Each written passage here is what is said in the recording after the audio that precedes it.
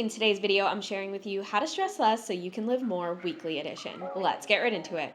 Okay, friends, so this is the third part in the Stress Less, Live More series, and I am so excited to jump into it because it's technically the last piece of the entire thing. It's not the last video, and I'll mention why later on in this video, but it is the last piece in kind of the structure that I have been talking about throughout the entire series. So if you have not seen the previous two videos in this series, you do need to stop this video and go watch the other two first because everything is interconnected and it is in sequential order. We start really, really big in the first video, and then we are now going all the way down to the super minute details in this video. So you do need to see what is happening in those two videos. There's also examples that I use, the same exact examples that I use throughout all of the videos. So it will be very beneficial to you if you start from the beginning. But there's just two other videos. It shouldn't be too long for you to catch up, and then you can come back here. And just as a refresher, stress less to live more is something that I think I came up with. It's sort of this phrase that I have come up with to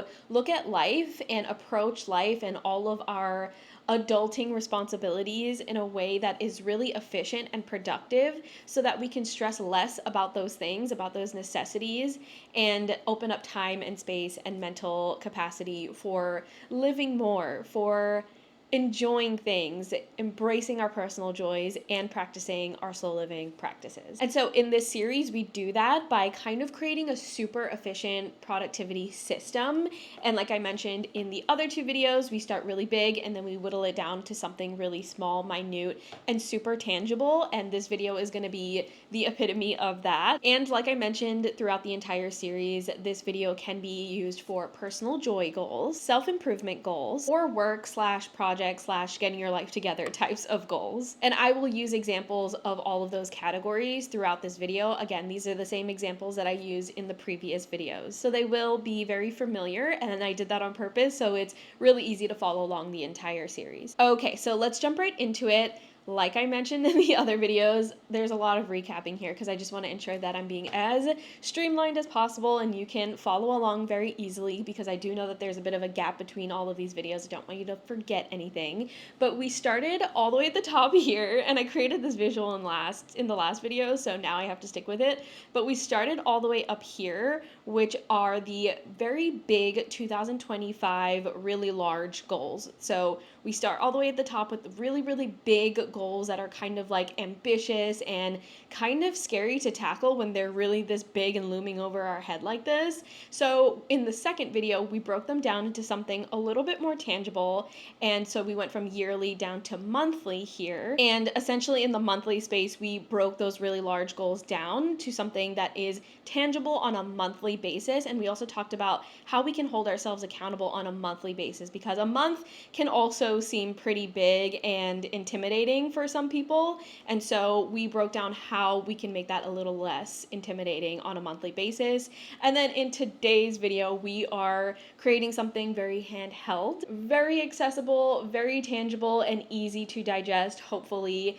And we are talking about weekly / daily stuff in today's video. So we started really large from yearly and we're breaking it all the way down to your day-to-day in today's video. How do we do that? Let's jump into it. Again, I'm going to be using a bunch of examples. If we are talking about personal joy goals, which again, that was one of the categories that I mentioned at the top of the video, my example for a personal joy goal is to grow and harvest tomatoes, like have a successful tomato gardening season. So on a daily basis, remember we talked about what we can do on a monthly basis. On a daily basis, you can water your plants every single day or water your seeds every single day. That is something that is extremely accessible and easy to do on a daily basis, and it's also necessary for this particular goal because your plants need watering every single day, but it takes 5 minutes or less to water your plants. So that is something that you can do on a daily basis, and that is going to contribute to your monthly goals of slowly, gradually growing your tomatoes, which contributes to your yearly goal, which is growing and harvesting your tomatoes. So can you see that we started really, we kind of went backwards in this example because we're talking about weekly, but can you see that we started at something very tiny, just watering plants every day, and how it contributes to something way larger, which is growing and harvesting tomatoes throughout an entire gardening season. So that is the kind of direction that we're going with when we're talking about breaking something really big down into something really tiny, tangible, and something you can do on a weekly/daily basis. Now, of course, like I mentioned, you can water plants every day, and that's a daily task to do every single day. A weekly task, so like something that you do once a week, you can assess your plants. You can check out the growth or the health of your seeds, of your plants, see what needs to be done on a weekly basis. For me and my tomatoes, I do all of the steps that I mentioned already, but on a weekly basis, like every Saturday, I will go out and check out my seeds, check out my plants, depending on the stage that it's in, and do a little bit of cleanup, maybe prune some leaves, maybe give it some food, like some plant food or anything of the above, but I'll only do it once for the entire week. And so that's just like a weekly task, which definitely falls into the category of this video. Another thing that you can do on a weekly basis, like just once a week, is if you have something from your monthly goals that you need to get done, you obviously need to find a day out of your month to do it. So that might end up falling into one of your weekly routines. So for example, if you needed to transfer your sprouts from the little containers that you have of your sprouts into your garden beds, just schedule one day out of a week, out of the month, to do that, and that is how you make something from a monthly basis become more tangible on a weekly basis. And again, it's a very simple thing to do. Transferring your sprouts into your garden bed will take no more than like 15 minutes, depending on how many plants you're growing or how many tomatoes you're growing in this instance. Okay, so that is the example, like I said, for a personal joy goal. Now let's talk about a self-improvement goal. I think this can also be a personal joy goal, depending on who we're talking to, but a self-improvement goal is to read 12 books for the entire year. And that was the yearly goal. We talked about monthly, like reading one book a month, which equates to 12 books for the entire year. Now, on a daily basis, what you can do is read for 15 minutes every single day. You all know that this was part of my morning routine for a very, very long time. I would literally just sit and read for 15 minutes every single day, and it sounds like nothing. It sounds like literally nothing. You can also read for like a chapter a day if you don't like the 15-minute thing and you like to be a little bit more structured with your reading. You can do a chapter a day.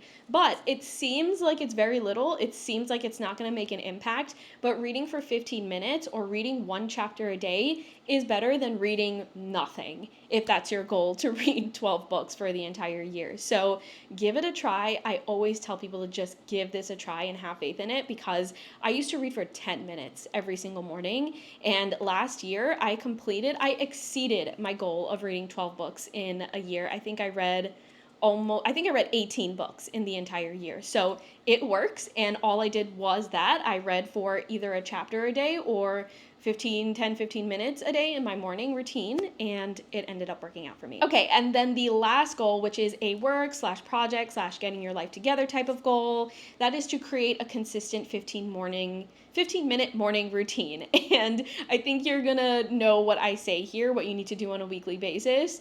You need to set aside 15 minutes every single day and do the routine. This one is very straightforward because it's telling you to do a morning routine. It's telling you to do something every single day for 15 minutes. So you have clear instruction there. Every single day, you set aside 15 minutes, you do your morning routine. Now, if you're not used to doing this, if you're not used to like setting aside time throughout your day to do something, it's going to take some practice. But what I like to do is I like to set my alarm clock for 30 minutes earlier, and it will, ring 30 minutes earlier than I usually have to get up.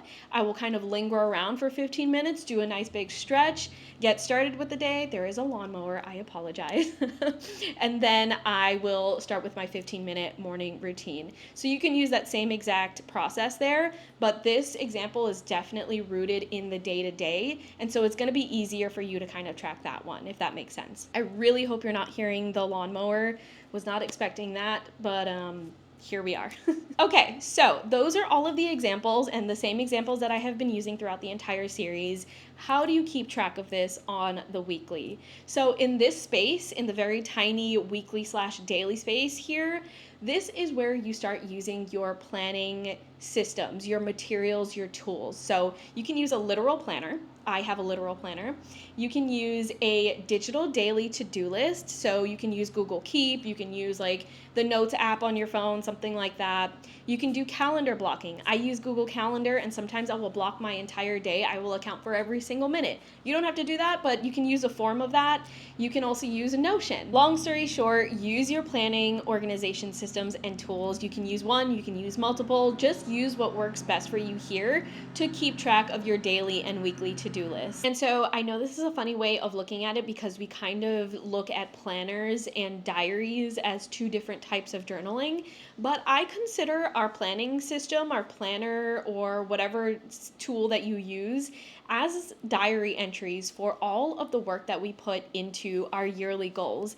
And this definitely helps whenever I do my monthly reflections. You will see in all of my monthly reset videos that I go into my planner, I look through all of the days of the week of the month, and that is how I'm able to reflect on the month and see just exactly what I have been doing on a weekly/daily basis. So try to look at it this way so that you don't forget to do your daily to-do list, and use your planning systems to the best ability that you can and as efficiently as possible, because they're there to make your life easier as opposed to, weighing down your day to day and feeling like you are constantly having to do a task whenever you open up your planner and write down your to-do list. It's meant to help you, and hopefully that perspective helps you or encourages you to do just that. Okay, friends, we have made it to the end of the video. I sincerely apologize for all of the background noise. I am literally just like steps away from where all of the lawn mowing and grass cutting is happening. So it is extremely loud in my ears. So hopefully it's not as loud to you. But that completes the little circle here, or the little funnel here. We started all the way up top with yearly, we went down to monthly, and then we came all the way down here to weekly/daily. I don't think I need to give you a tutorial on the hourly. Hopefully you were able to kind of figure out how to do that based off of your schedule here in this video. But if you have any questions, definitely let me know in the comment section. This is not the last video in the series. I actually want to do one more video where I talk about my planning tools and materials and how I personally use them to accomplish everything that I talked about throughout this entire series, all the way up from yearly down to the weekly/daily. So stay tuned for that final video, but this completes the entire funnel, and hopefully it has made sense along the way. Thank you so much for hanging out with me. Thank you for following along this little system. Like I have mentioned throughout the entire series, this is a system that I personally use and I have been using for several years now, and it seems to be incredibly effective. And while it seems like a lot of work because I broke it down into several videos, once you set up the structure, it becomes so easy. Learning something brand new, it's very hard in the beginning. Once you lay down the groundwork and the structure, it becomes second nature. It becomes super, super simple. So take some time with it, be patient, and if you make mistakes along the way, that is absolutely fine. I think I've mentioned this before, but you are bound to make mistakes. Nothing is 100% perfect. And I will leave it at that. Thank you once again. I appreciate you, and I will talk to you in the next one.